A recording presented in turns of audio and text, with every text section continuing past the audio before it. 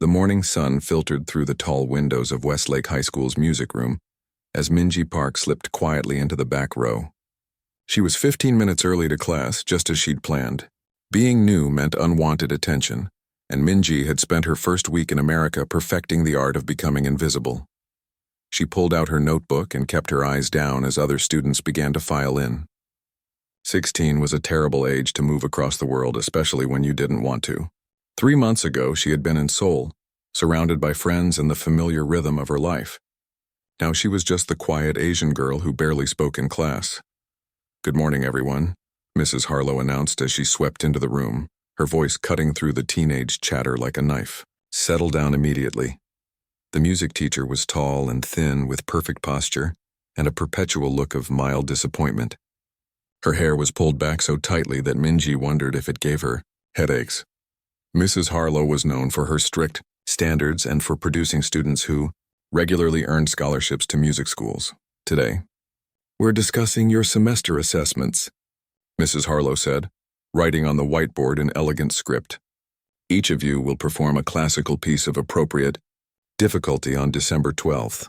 A collective groan rose from the students. "Your selection must demonstrate technical skill and emotional interpretation," Mrs. Harlow continued, ignoring their protest. "I expect each of you to challenge yourselves." Minji sank lower in her seat. She had hoped to avoid performing altogether. Back home, a piano performance had meant something entirely different. "I'll be meeting with each of you individually to approve your selections," Mrs. Harlow said, checking her watch. "For now, please open your textbooks to page 94. We're continuing our study of Romantic-era composers." As the lesson progressed, Minji took careful notes, her handwriting small and precise. She understood more than her limited English skills allowed her to express. Music theory, at least, was somewhat universal. "Minji," Mrs. Harlow called suddenly, causing her to jolt upright. "Since you're new to our class, perhaps you can tell us something about Chopin's influence on piano composition?" 26 pairs of eyes turned toward her. Minji felt heat creep up her neck. "Make piano speak like voice," she said carefully. "His music has singing quality." "Like conversation?" Mrs. Harlow raised an eyebrow. "That's correct. His cantabile style revolutionized how composers approached the instrument." "Well done." Minji nodded quickly and looked back down at her notebook. She hadn't meant to reveal that she knew anything at all about classical music. After class, students lined up to discuss their assessment pieces with Mrs. Harlow. Minji waited until almost everyone had left before approaching the teacher's desk. "Mrs. Harlow," she said softly, "I choose Chopin Prelude in E minor for assessment." The teacher looked up from her planner with a frown. "That's a beautiful piece, but it's far too simple for an 11th grade assessment. It's something I might assign to a 7th grader." "My English not good yet," Minji explained, the excuse ready on her lips. "I want to focus on words for my other classes. Simple piece better for me now." Mrs. Harlow studied her for a moment. "How long have you played piano, Minji?" "Little bit." "In school," she said with a shrug, avoiding eye contact. "Show me your hands, please." Minji hesitated, then reluctantly held out her hands, palms down. Mrs. Harlow took them gently, turning them over to examine her fingers. "These are a pianist's hands," she said, looking at Minji's long fingers and the slight calluses on their tips. "You have clearly played more than a little bit." Minji pulled her hands back and tucked them into her sweater sleeves. "I will not accept the Chopin Prelude," Mrs. Harlow said firmly. "You need something that will actually challenge you." She turned to her computer and scrolled through a document. "What about Liszt's La Campanella?" Minji's heart skipped a beat. La Campanella was one of the most technically demanding pieces in the piano repertoire. Its rapid jumps, trills, and complex fingering had challenged her for months when she'd learned it 2 years ago. "Too difficult," she protested quickly. "I cannot play." "Nonsense. I can see you have the technical foundation. This will be good for you," Mrs. Harlow said, writing the piece down in her assessment log, "and it will help you connect with the class. Everyone appreciates good music regardless of language barriers. Please." "Mrs. Harlow, different piece," Minji tried again, panic rising in her chest. "Minji, part of education is pushing beyond your comfort zone. I'm assigning La Campanella. I'll give you access to the practice rooms whenever you need them." The teacher's tone made it clear the discussion was over. You have 6 weeks to prepare. That should be plenty of time. As Minji turned to leave, she noticed a small group of students by the door who had overheard the conversation. Did she just give the new girl La Campanella? One boy whispered. That's insane. Jack tried to play that last year and crashed so badly he almost transferred schools. She'll never pull it off, a girl with curly hair replied. Poor thing probably doesn't even know what she's in for. Minji hurried past them, clutching her books to her chest. This was exactly what she didn't want: attention, expectations, and the weight of others' eyes on her when she played. That evening, Minji sat at the modest upright piano in the corner of their small apartment. Her parents were still at work. Her father at his new engineering job that had brought them to this country. Her mother at the convenience store where she'd found part-time work. She ran her fingers lightly over the keys without pressing them down. This piano was nothing like the gleaming Steinway she'd practiced on for 4 hours. Every day back in Seoul, this one had a slightly sticky E-flat key and went out of tune in humid weather. Minji took out her phone and found a recording of La Campanella. The familiar notes filled the quiet apartment, delicate, bell-like tones dancing above thunderous runs that spanned the keyboard. She closed her eyes, her fingers instinctively twitching with the memory of the movements. 2 years ago, she had performed this piece at Seoul Arts Center with the Korea Symphony Orchestra. The national newspaper had called her a once-in-a-generation talent and Korea's answer to Lang Lang. 6 months after that performance, everything had fallen apart. She stopped the recording and stared at the piano. She could play La Campanella perfectly. That wasn't the problem. The problem was that playing it meant becoming visible again. The next day after school, Minji slipped into practice room 3, the smallest and most isolated of the school's practice spaces. She'd discovered it during her first week while exploring the music wing. Unlike the other rooms, this one was tucked away at the end of a hallway, partially hidden behind a supply closet. She placed her backpack on the floor and sat at the piano, an old Yamaha upright that had seen better days but was still in decent tune. For several minutes she just sat there, her hands hovering over the keys. Then slowly she began to play scales. C major, G major, D major. She moved through all 12 keys, her fingers remembering their old discipline. She played them at half speed, then normal speed, then twice as fast until her hands were blurring across the keyboard. When she finished, the silence in the small room felt heavy. Minji took a deep breath and placed her hands in position for La Campanella.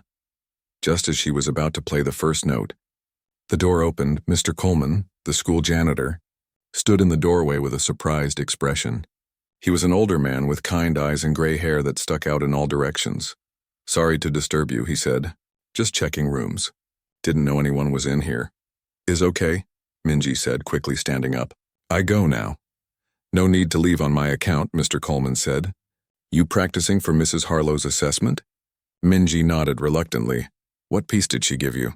La Campanella, Minji replied softly. Mr. Coleman whistled. That's a tough one. She must think highly of you, Minji shrugged. She not know me? The janitor smiled. Well, this old piano's not the greatest, but I keep it in better shape than the others. Used to play a bit myself back in the day.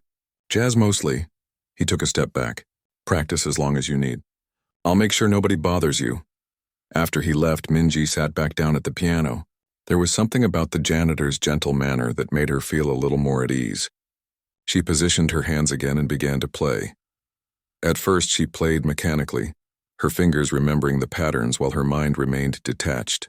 But as the music continued, something inside her began to stir. By the time she reached the middle section, she was no longer thinking about Mrs. Harlow or the assessment or being the new girl. She was just playing. Her fingers danced across the keys, muscle memory taking over as the familiar notes poured out. The small room filled with sound, delicate arpeggios, thundering bass notes, and the bell-like melody that gave the piece its name. When she finished, Minji was breathing hard, as if she'd been running. She hadn't played like that since before the incident in Seoul. For a moment, she felt a ghost of the joy that music had once given her. Then she remembered where she was and why she was here. America was supposed to be her fresh start, her chance to be normal, to be invisible, to forget. She closed the piano lid and gathered her things. 6 weeks until the assessment. 6 weeks to figure out how to play one of the most difficult piano pieces ever written. without revealing who she really was. As she left the practice room, Minji didn't notice Mr. Coleman standing in the shadow of the supply closet, a look of astonishment on his face after what he had just heard. The secret practice sessions became Minji's daily routine. Every afternoon, while other students rushed to sports practice or headed home, she would slip into practice room 3. Mr. Coleman always made sure it was available for her, sometimes even leaving a bottle of water or an apple by the piano.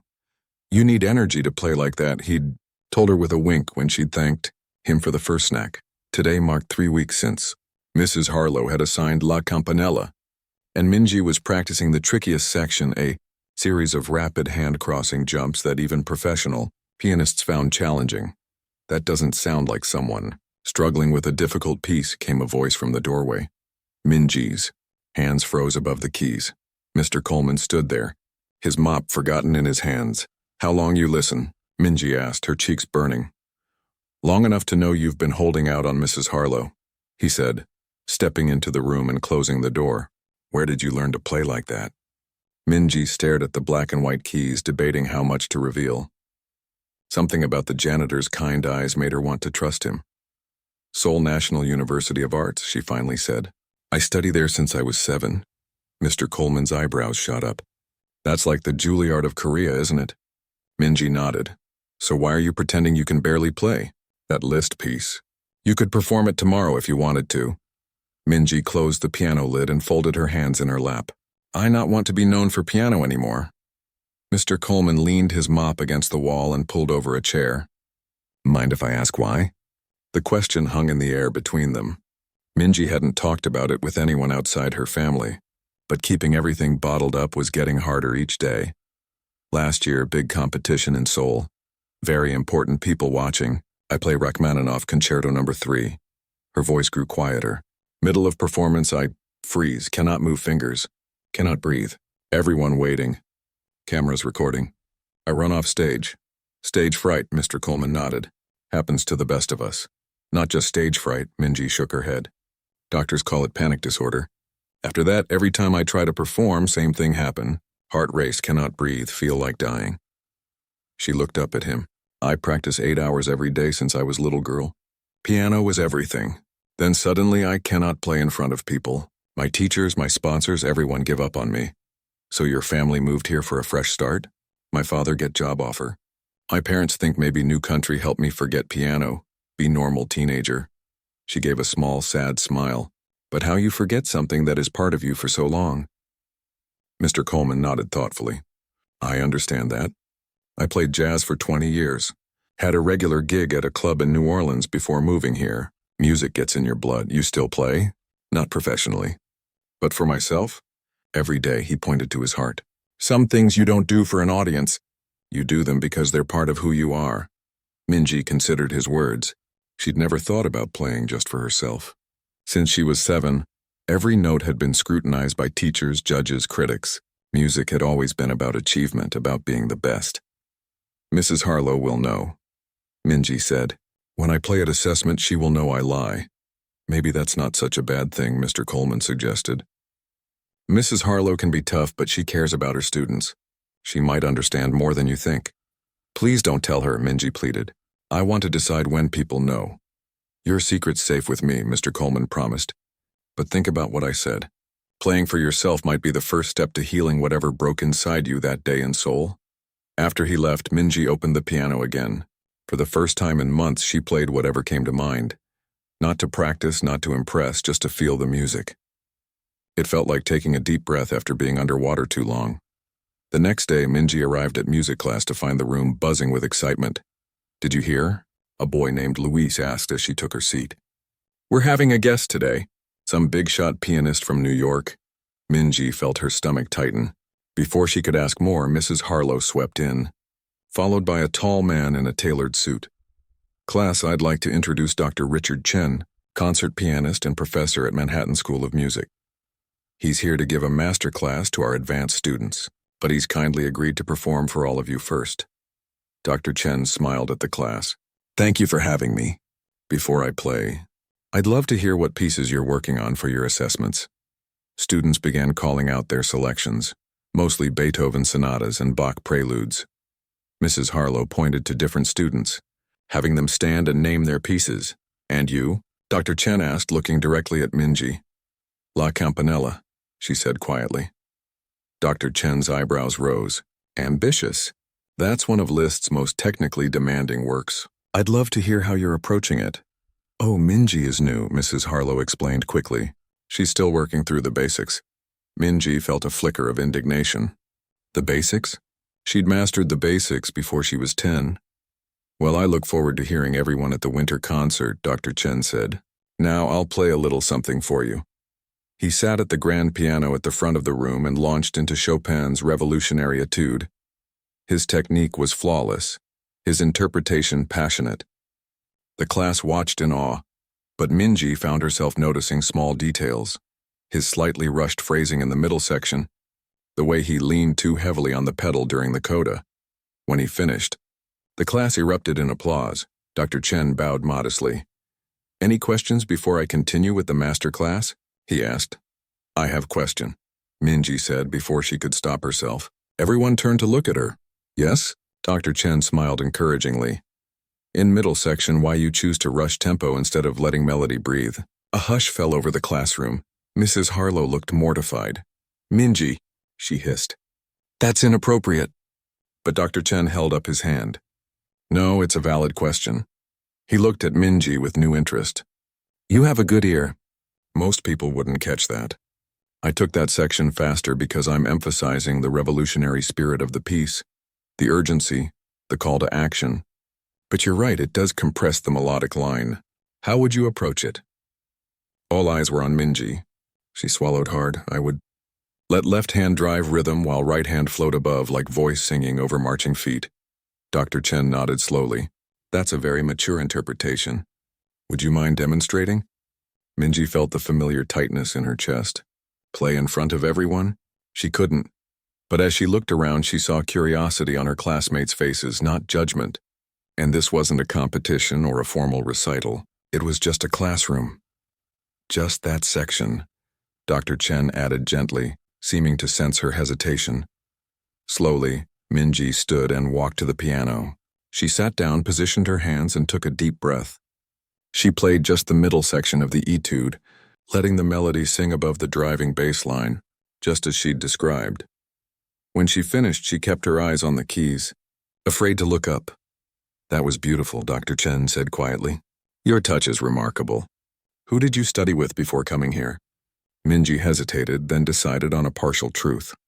I had lessons in Korea. Well, whoever taught you did an excellent job with your foundation. You have a gift. As Minji returned to her seat, she noticed the changed looks on her classmates' faces.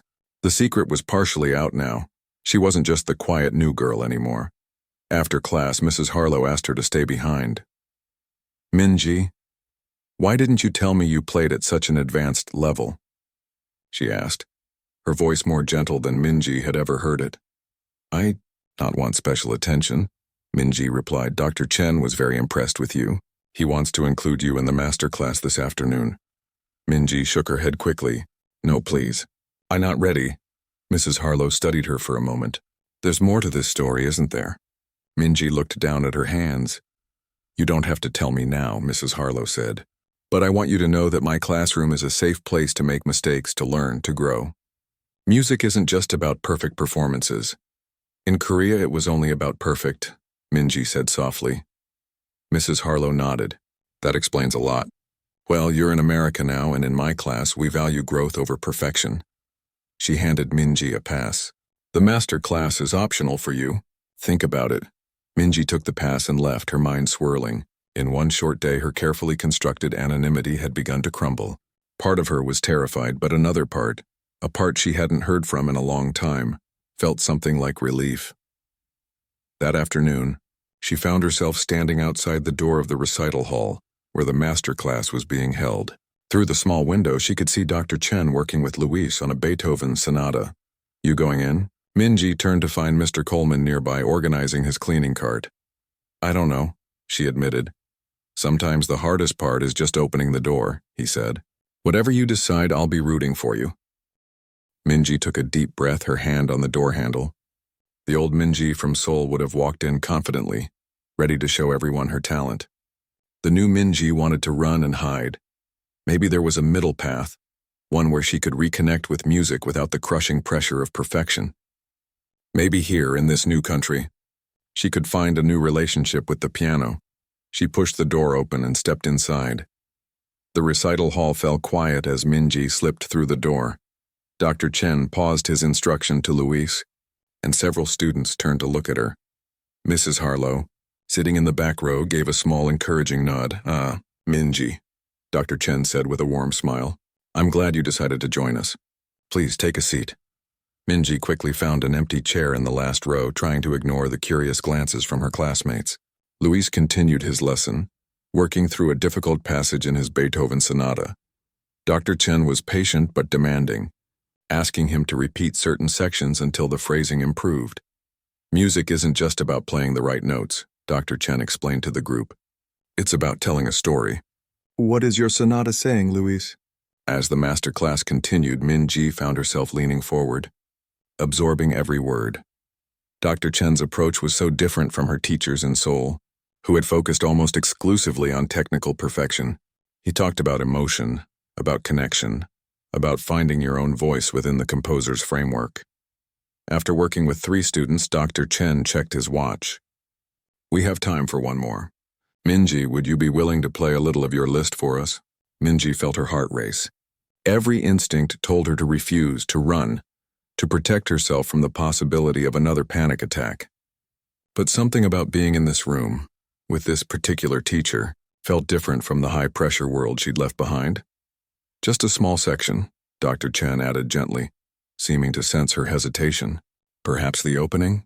Slowly, Minji stood and made her way to the grand piano at the center of the room. It was a beautiful instrument, far better than the upright she'd been practicing on. She sat down, adjusted the bench, and placed her hands on the keys. "Take your time," Dr. Chen said. "We're all just here to learn together." Minji closed her eyes and took a deep breath. Then, before the fear could take hold, she began to play. The opening of La Campanella flowed from her fingers, delicate bell-like tones dancing above a steady left hand. She played just the first page, focusing on the music rather than the people watching her. When she finished, she kept her eyes on the keys, waiting for the critique. "Beautiful tone," Dr. Chen said after a moment. "You have a remarkable touch, Minji. Very controlled, yet expressive." He walked closer to the piano. "May I ask where you studied before coming here?" The question hung in the air. Minji glanced at Mrs. Harlow, who gave her an encouraging nod. "Seoul National University of Arts," Minji admitted quietly. "I studied there from age 7 until we move here." A murmur ran through the small audience. HOA was world-renowned for its music program, particularly for nurturing young prodigies. "That explains your technique." Dr. Chen nodded. "And who was your teacher there?" "Professor Kim Sunja," Minji said, the name still bringing a mixture of respect and anxiety. Dr. Chen's eyebrows shot up. "Professor Kim? She rarely takes students so young. He must be very talented." He turned to the class. "Professor Kim has produced 3 Van Cliburn competition winners in the past decade." Minji shifted uncomfortably on the bench. She didn't want to talk about competitions. "Let's work on this section," Dr. Chen said, seeming to sense her discomfort. He pointed to a particularly challenging passage. "The difficulty here is maintaining the bell-like quality while executing the jumps." "What approach did Professor Kim suggest?" "She say to imagine finger as hammer-striking bell," Minji explained, demonstrating with her right hand. "Quick attack, then immediate release to let sound ring." "Excellent imagery," Dr. Chen nodded. "Would you play that section again with that in mind?" Minji played the passage, focusing on the crisp, clear tone of each note. "Perfect," Dr. Chen smiled. "Now let's talk about the emotional quality." Liszt was inspired by Paganini's violin playing when he wrote this. How might we capture that virtuosic, almost playful spirit? For the next 15 minutes, Minji forgot about her anxiety as she worked with Dr. Chen. He was insightful and kind, offering suggestions rather than commands. By the end of their session, she had gained new perspectives on a piece she thought she already knew completely. "Thank you, Minji," Dr. Chen said as they finished. "You have a rare gift. I hope you'll continue to develop it." As the class ended and students began to leave, Dr. Chen approached Minji again. Mrs. Harlow mentioned you only recently arrived from Korea, he said. May I ask why you left SNUA? Students usually stay through their high school years. Minji looked down at her hands. I had problem. With performing. Stage fright? Dr. Chen asked gently. Worse, Minji admitted. Panic attack. During important competition? I couldn't breathe, couldn't move fingers. I run off stage. Her voice dropped to a whisper. After that, it happened every time I try to perform. Doctors say I have anxiety disorder. Dr. Chen nodded thoughtfully. I've seen it happen to gifted young musicians before. The pressure can be overwhelming, especially in the competitive atmosphere of places like Senue. My parents think Fresh Start in America would help, Minji continued. They say I don't have to play piano anymore if I don't want to. And do you want to? The question caught Minji off guard. No one had asked her that before. I don't know, she said honestly. Playing make me happy, but performing make me terrified now. Those are two separate things, Dr. Chen pointed out. Playing for your own joy and playing for an audience. Perhaps you need to rediscover the first before attempting the second. Minji considered this. How? Play what you love when you want to for no one but yourself. Find the joy again before worrying about the pressure. He reached into his pocket and handed her a business card. I'm giving a recital at Boston Symphony Hall next month. I'd like to invite you and your parents as my guests. No pressure, just a chance to experience music as a listener. Minji took the card, surprised by the gesture. And if you ever want to talk more about managing performance anxiety, please call me. I work with many students who struggle with similar issues. After Dr. Chen left, Mrs. Harlow approached Minji. I owe you an apology, she said. I pushed you without understanding your background or your struggles. Is okay, Minji said. You not know. Well, I know now, Mrs. Harlow said with a small smile. And I want you to know that your assessment grade doesn't depend on a perfect performance. I'm more interested in seeing your growth and your interpretation. As Minji walked home that afternoon, her mind was spinning. In one day, her carefully guarded secret had unraveled. People knew who she was now, or at least who she had been. But instead of the judgment or pressure she'd feared, she'd found understanding and support. Her phone buzzed with a text from her mother. Working late tonight. Dinner in fridge. Love you. Minji sent a quick reply, then changed direction. Instead of going home to an empty apartment, she headed back toward school. The music building would still be open for another hour, and she suddenly felt an urge to play. Not to practice for the assessment, but simply to play for herself. When she arrived at practice room 3, she found a note taped to the door in Mr. Coleman's handwriting. Tuned the piano today. Thought you might want a proper instrument for your practicing. Your biggest fan. Minji smiled as she entered the small room. She sat at the piano, which did indeed sound better than before, and began to play. Not Liszt or Rachmaninoff or any of the competition pieces she'd drilled for years, but a simple Korean folk song her grandmother had taught her when she was very young. The melody was sweet and melancholy, telling the story of a bird that flies across the ocean to find its home. Minji hadn't played it in years. Professor Kim had discouraged simple music once she'd advanced to the international competition circuit. But now the familiar tune brought tears to her eyes as her fingers remembered the way. When she finished, she heard soft applause from the doorway. Mrs. Harlow stood there, her eyes also damp. That was beautiful, the teacher said. What is it called? Nuarirang, Minji replied. It's Korean folk song about finding your way home. Mrs. Harlow nodded. Sometimes we find home in unexpected places. She hesitated, then added, I've been thinking about your assessment. Instead of La Campanella, would you consider playing something that has personal meaning to you? Perhaps this piece? Minji considered the suggestion. Playing Nu Arirang wouldn't be technically impressive, but it would be honest. And after months of hiding, the idea of sharing something true felt strangely appealing. I think about it, she promised. As Mrs. Harlow left, Minji turned back to the piano. For the first time since the disaster in Seoul, she felt a small spark of excitement about playing for others. Not to impress them or to win their approval, but to share something genuine. She began to play again, this time a piece she'd started composing back in Korea but had never finished. The melody had been locked inside her, waiting for the right moment to emerge. Now in this small practice room thousands of miles from where she'd begun, Minji felt the music flowing again. Maybe Dr. Chen was right. Maybe she needed to rediscover the joy before facing the fear. And maybe this new school, with its kind janitor and its stern but caring teacher, was exactly where that journey could begin. As the last notes of her composition faded, Minji made a decision. For her assessment, she would play 3 pieces: La Campanella to show who she had been, Nuari Rang to honor where she came from, and her own composition to express who she might become. It was time to stop hiding. The news spread quickly through Westlake High School. By lunchtime the next day, Minji could feel the difference in how people looked at her. Some students stared openly as she passed in the hallway. Others whispered behind their hands. A few from the music class approached her with questions about Korea and her training. "Is it true you've played with orchestras?" a girl from her English class asked as Minji sat alone at lunch. Minji nodded, picking at her food. "That's so cool," the girl said, sitting down across from her. "I'm Lily, by the way. I play violin, but nothing serious." "Nice to meet you," Minji replied, surprised by the friendly gesture. "Some of us are going to Dr. Chen's recital at Symphony Hall next month," Lily continued. "He gave Mrs. Harlow tickets for the music students. Will you come?" The invitation caught Minji off guard. She hadn't made any friends since arriving in America, partly because she'd been trying so hard to blend in and disappear. "Maybe," she said cautiously. "I think about it." That afternoon, Minji found herself once again in practice room 3, but this time she wasn't hiding. She was preparing. The assessment was just 3 weeks away and she had 3 pieces to perfect. La Campanella wasn't the challenge. She had performed it flawlessly dozens of times before the incident. Her own composition needed work, though.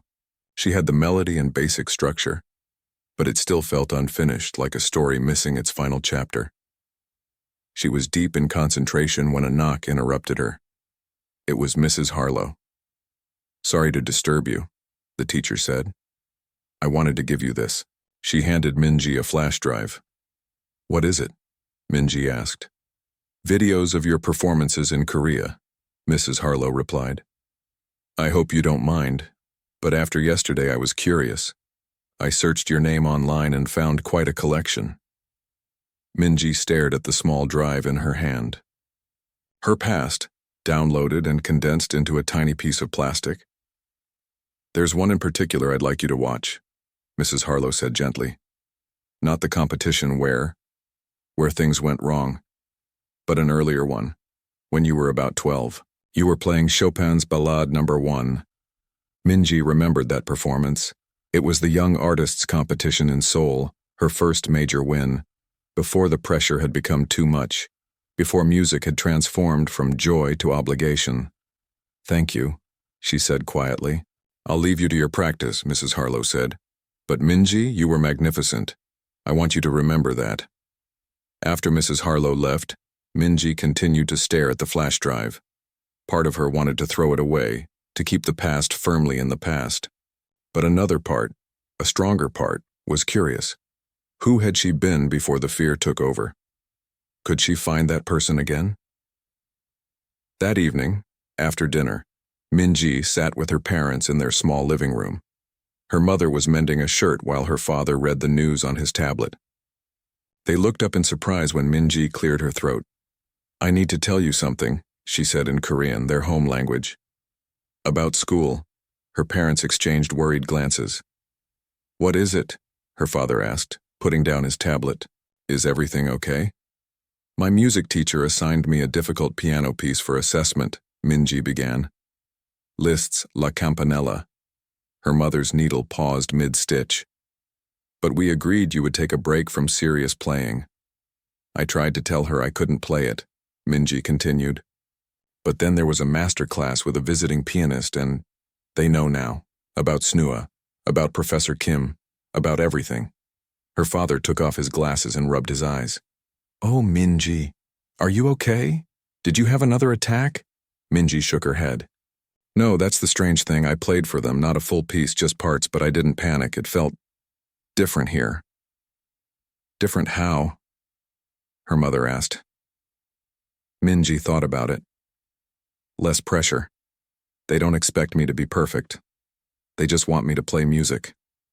She looked up at her parents. I think I want to try performing again, for my assessment. Her parents shared another look, this one filled with cautious hope. Are you sure? Her father asked. We moved here so you could have a normal life, away from all that pressure. I know, Minji nodded, and I'm grateful. But I think music is part of my normal life. I just need to find a healthier way to share it. Her mother set aside her mending and came to sit beside Minji on the couch.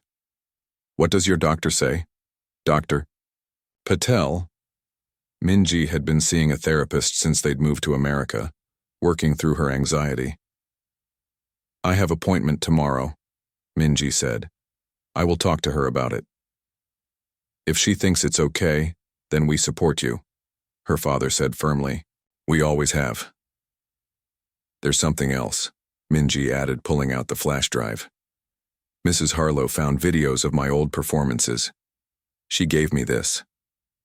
Her parents fell silent, eyeing the flash drive like it might contain explosives. Would you watch one with me? Minji asked softly. The Chopin ballad from the Young Artist competition? They gathered around her father's laptop, huddled together on the couch. As the video began to play, Minji felt a strange sense of disconnect. The girl on the screen, with her perfect posture and serious expression, seemed like a stranger. She was wearing a blue dress that Minji still had hanging in her closet, unworn since coming to America. The young Minji in the video played with technical brilliance, but what struck present-day Minji most was the joy visible beneath the concentration. Even with all the pressure, 12-year-old Minji had still found happiness in the music itself. When the video ended, Minji was surprised to find tears on her cheeks. Her mother squeezed her hand. You were so happy then, she said softly. I was, Minji agreed, before it all became about winning and being the best. Perhaps that's the difference, her father suggested. In Korea, you were training to be a concert pianist. Here, you can just be Minji who loves to play piano. The distinction felt important. Minji had never separated her identity from her achievements before. In Korea, she had been Minji Park, piano prodigy. Here, she could just be herself, a girl who happened to play piano beautifully. The next day after school, Minji met with Dr. Patel, her therapist. The office was warm and comfortable, with soft chairs and plants in every corner. So you played in front of your class, Dr. Patel said after Minji explained what had happened. And you didn't experience a panic attack. That's wonderful progress, Minji. It felt different, Minji tried to explain. Like less weight on my shoulders. That makes sense. Dr. Patel nodded. The context has changed. In Korea, your performances were tied to your entire future, to your identity. Here, it's just one aspect of who you are.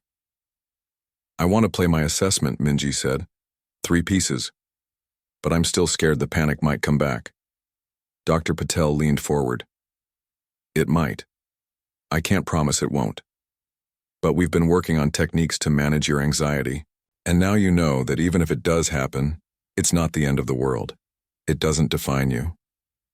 They spent the rest of the session practicing breathing techniques and visualization exercises. By the end, Minji felt more confident about her decision. Take small steps, Dr. Patel advised as their time ended. Perhaps play for a few friends before the big assessment. Build up gradually. Minji took this advice to heart.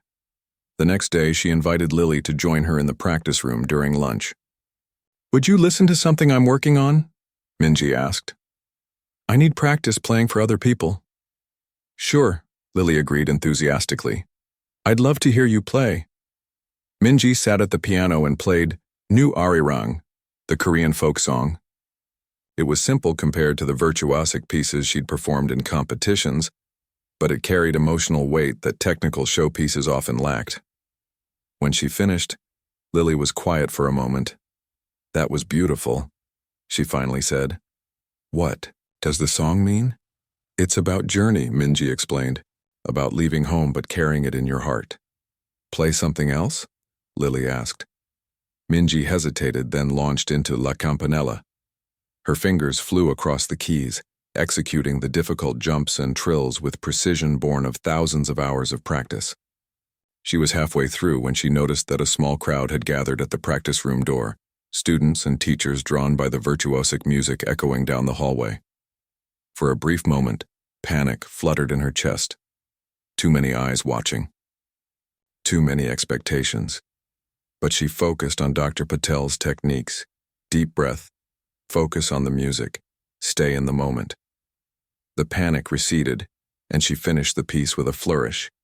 The small audience burst into applause. Minji looked up, surprised to see Mr. Coleman at the back of the group, beaming with pride. "That was incredible," Lily breathed. "I had no idea anyone could play like that in real life." "Thank you," Minji said, feeling a strange mixture of embarrassment and pride. It had been so long since she'd accepted praise for her playing. As the crowd dispersed, Mrs. Harlow stepped into the room. "Well done," she said simply. "How did it feel?" Minji thought about it. "Scary, but also good, like finding old friend again." Mrs. Harlow smiled. "That's exactly what it is. Now what about your third piece for the assessment? Your original composition?" "Still working on it," Minji admitted. "It's not finished. May I hear what you have so far?" Minji nodded and began to play. The piece started softly, hesitantly, like someone testing their footing on uncertain ground. It gradually built in complexity and confidence, incorporating elements of both classical Western music and traditional Korean melodies. But as she approached the end, the music became uncertain again, searching for resolution. "I don't know how to finish it," Minji explained as her fingers stilled on the keys. "I think you do," Mrs. Harlow said. "You just haven't lived it yet." Minji looked up confused. "Music tells stories," Mrs. Harlow explained. "Your composition is telling your story from where you've been to where you are now. The ending will come when you decide what happens next in your journey." As Minji walked home that afternoon, she thought about Mrs. Harlow's words. Her composition was unfinished because her story was unfinished. The assessment wasn't just about playing 3 pieces. It was about deciding who she wanted to be going forward. The girl who ran from the stage in Seoul? The prodigy who pushed herself to the breaking point? Or someone new? Someone who played with joy and shared her gift without letting it consume her? For the first time in over a year, Minji felt excitement rather than dread when she thought about performing. The assessment was no longer a test to be feared but an opportunity to rewrite her story, and she was finally ready to do just that. The day of the assessment arrived with a gentle snowfall, the first of the season. Minji stood at her bedroom window, watching the white flakes drift down onto the street below. In Korea, snow had always meant canceled lessons and rare free days. Here it felt like a clean page, a fresh start. Her blue dress, the one from the Young Artist competition video, lay on her bed. She hadn't worn it since coming to America, but today felt right, not to reclaim the past but to acknowledge it as part of her journey. Minji's phone buzzed with a text from Lily. "Good luck today. We're all excited to hear you play."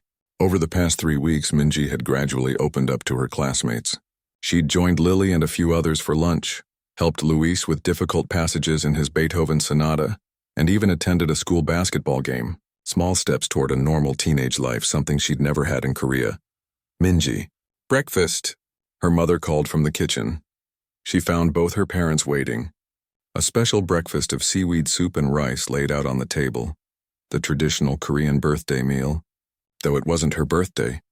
"For good luck," her mother explained with a smile, "like new beginning." "We are very proud of you," her father added, squeezing her shoulder. "No matter what happens today." Minji felt tears prick her eyes. "Thank you," she said softly. After breakfast, her father drove her to school, the piano pieces running through her mind. La Campanella was polished to perfection. New Arirang felt like a warm embrace, comfortable and true. But her original composition still troubled her. She had worked on it every day, yet the ending continued to elude her. "Maybe you're thinking too much," her father suggested as they neared the school. "Your mother always says that when I overthink a problem at work, I should step away and let the solution find me." Minji considered this. "But the assessment is today. No more time to step away." Her father pulled up in front of the school and turned to face her. "Minji, music has always come from your heart, not just your head. Trust yourself today." She hugged him tightly before getting out of the car. Will you and Mom be here this afternoon? Front row, he promised. Dr. Patel, too, she asked if she could come. The school day passed in a blur. Minji could hardly focus on her classes, her mind repeatedly returning to the 3 pieces she would play that afternoon. By the time lunch arrived, her nerves were stretched tight. You look like you might throw up, Lily observed as they sat in the cafeteria. Are you okay? Just nervous, Minji admitted. About the music? Because you sound amazing. I've heard you practicing. Minji shook her head. Not the music itself, the performing, being watched. Lily considered this. When I get nervous before violin recitals, my teacher tells me to find one friendly face in the audience and play just for them. Ignore everyone else. It was simple advice, but it resonated with Minji. In Korea, she had always played for the judges, for her teachers, for the critics, never for someone who simply cared about her. After lunch, Minji went to practice room 3-1 last time. Not to practice, she'd done enough of that, but to center herself in the space where her American musical journey had begun. Mr. Coleman was there, polishing the small upright piano. Wanted it to look its best for your last practice, he explained with a smile. Though I hear you'll be using the grand piano in the recital hall this afternoon. Yes, Minji nodded. But this one is special to me, Mr. Coleman beamed. Will you play something on it? One last time? Minji sat down and without thinking began to play a simple piece she'd learned as a child, a Korean lullaby her grandmother had sung to her. The melody was sweet and uncomplicated, with none of the technical challenges of her assessment pieces. Yet something about its simplicity felt perfect in this moment. When she finished, Mr. Coleman wiped a tear from his eye. That's what it's all about, isn't it? Not the fancy stuff, but the music that speaks straight to the heart. Minji realized he was right. In her years of training, she'd sometimes lost sight of that fundamental truth. Music wasn't about impressing people. It was about moving them. Thank you, Mr. Coleman, she said sincerely. For everything. He waved her thanks away. Just doing my job. Now go show them what music really means. The assessment was scheduled for 3:30 in the school's recital hall. By 3:15, the room was nearly full, not just with music students and teachers, but with parents and other students who had heard about the piano prodigy from Korea. Minji peeked through the curtain and felt her heart race at the sight of so many people. Dr. Patel had warned her that the larger audience might trigger her anxiety.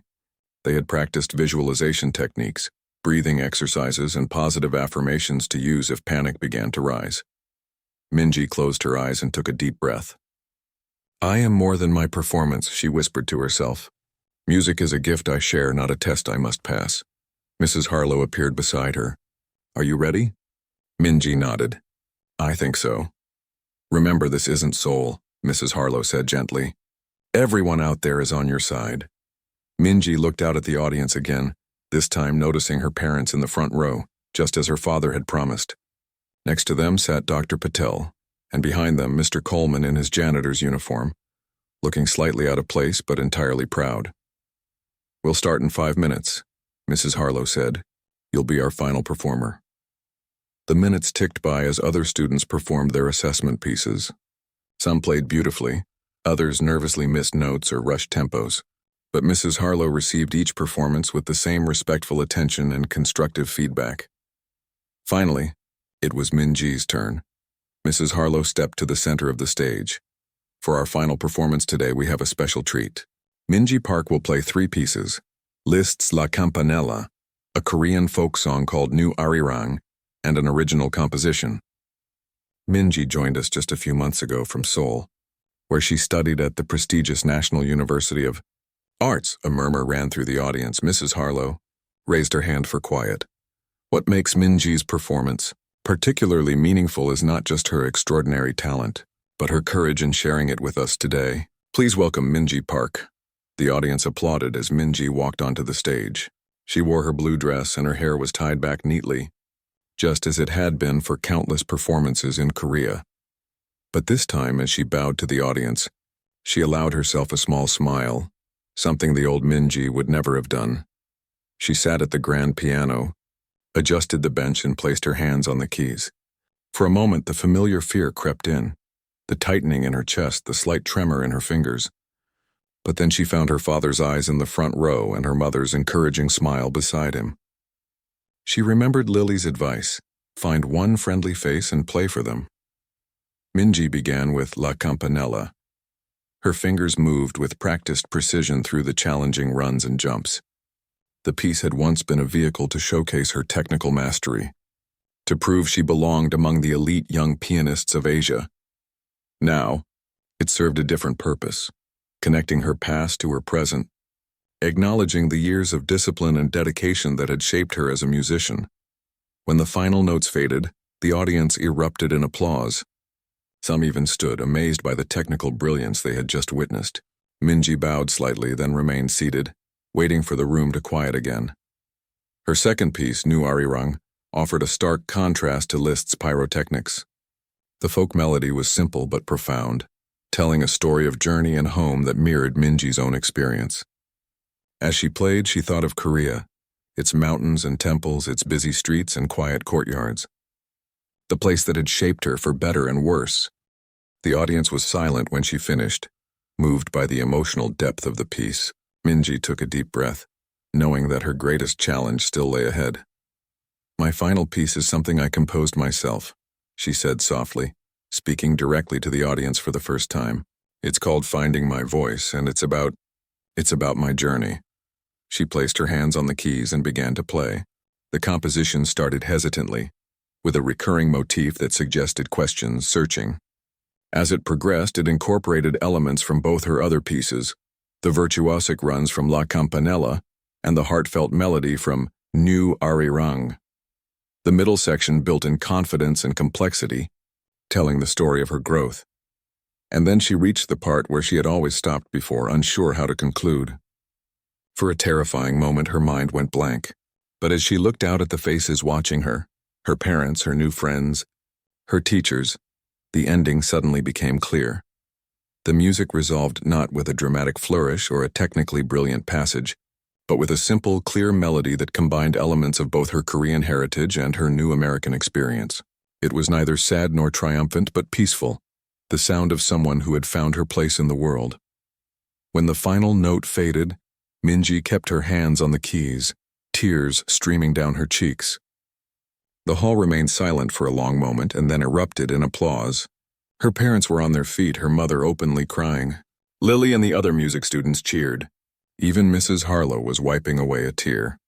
Minji stood and bowed deeply, the way she had been taught in Korea. But then she did something she had never done before.